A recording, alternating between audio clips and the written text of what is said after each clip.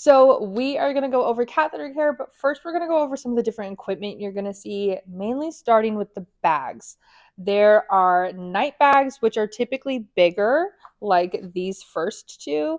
And then there are day bags or leg bags, which are typically going to be a little bit more on the slender side and typically have straps like this one.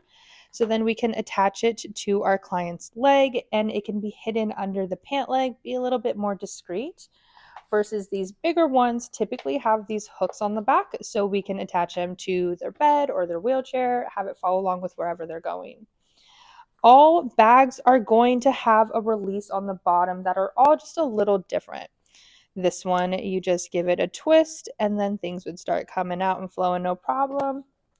This one, we're just going to pull this lever straight down.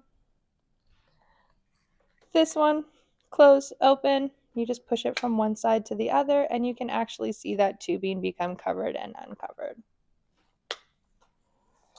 This one has a spot that this can tuck up and out of the way. This does have a tendency to fall out, so don't be surprised if sometimes you'll see a basin kind of hanging under your bag like so. It's better to have a contained mess. For this one, we want everything to come down through the hallway. So right now that hallway's open versus if I push this blue piece over, now that gap is over here and that blue piece is blocking my hallway. So closed, open. You never want a bag to get more than halfway full. If it gets too full, the weight is going to, what is the word I'm looking for? The weight's going to get too heavy and start to pull, and it's going to cause tension, which is going to be very uncomfortable for our clients.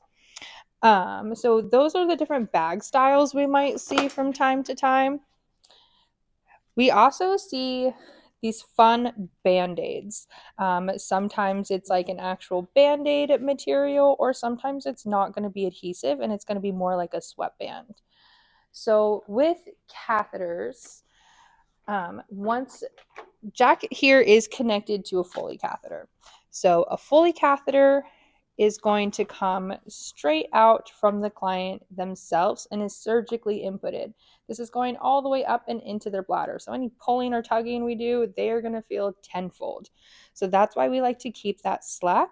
So once we do connect our client to their bag, they would always be connected to their bag.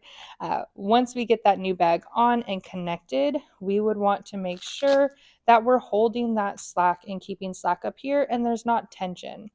So with this guy, you would unvelcro it. There's that little blue piece or little cutout there for that blue piece to go into. You're going to put this up on the upper thigh.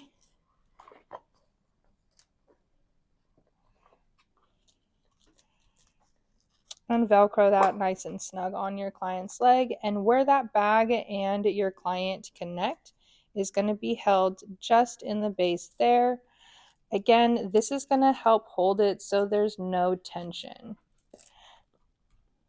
So then that way, if I do need to take the bag, disconnect it from my client and empty it, my client's not feeling, everything all throughout here.